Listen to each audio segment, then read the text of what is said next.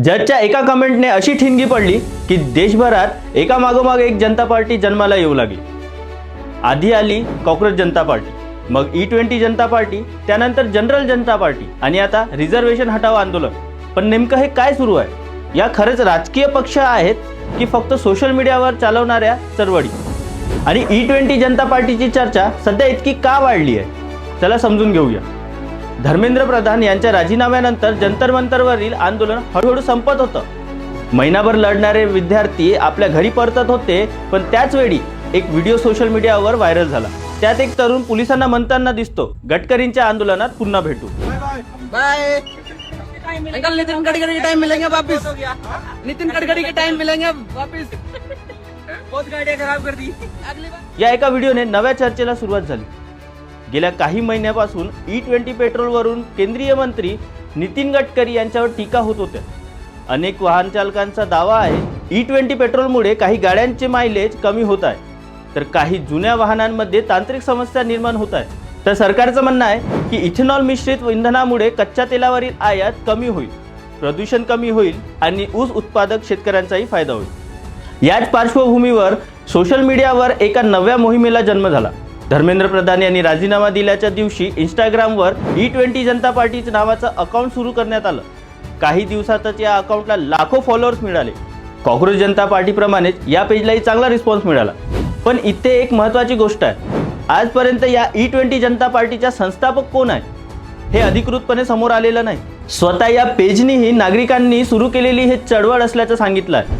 त्यांनी राज्यनिहाय coordinator, social media team, research team, volunteers आणि लीगल टीमसाठी लोकांनी सहभागी होण्याचं आवाहन केलं आहे। तसेच हा कोणत्याही राजकीय पक्षाशी संबंधित उपक्रम नसल्याचं त्यांनी म्हटलं आहे। आता त्यांच्या मागण्या काय आहेत?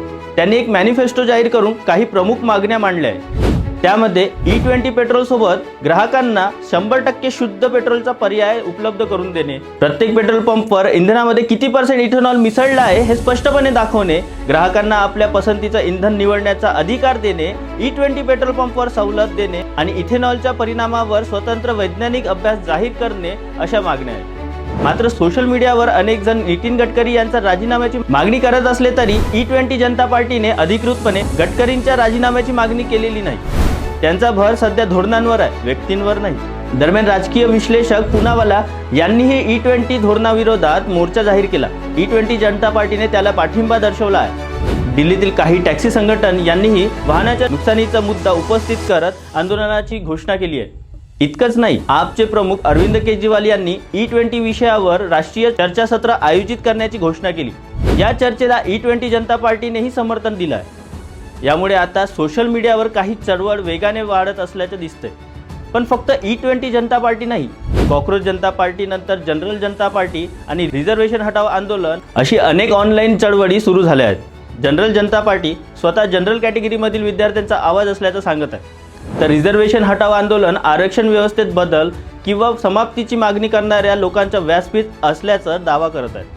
मात्र इथे एक गोष्ट लक्षात ठेवणं गरजेचं आहे, यापैकी कोणतीही संघटना भारताच्या निवडणूक आयोगाकडे अधिकृत राजकीय पक्ष म्हणून नोंदणीकृत नाही। त्यामुळे सध्या त्या सोशल मीडिया आधारित मोहीम किंवा चळवळी म्हणून पाहिल्या जात आहेत। कॉक्रोच जनता पार्टीला अभिजित दिपकेचा चेहरा मिळाला होता, पण E20 जनता पार्टी, जनरल जनता पार्टी किंवा रिझर्वेशन हटाव आंदोलन यांच्या मागे नेमकं कोण आहे याबाबत अद्याप स्पष्ट झालेलं नाही। आता प्रश्न असा आहे, या सोशल मीडिया चळवळी पुढे प्रत्यक्ष जन आंदोलनात बदलतील का? E20 जनता पार्टी खरंच इंधन धोरणात बदल घडवून आणेल का, की हा फक्त काही दिवसांचा इंटरनेट ट्रेंड आहे? तुम्हाला काय वाटतं? कमेंटमध्ये नक्की सांगा।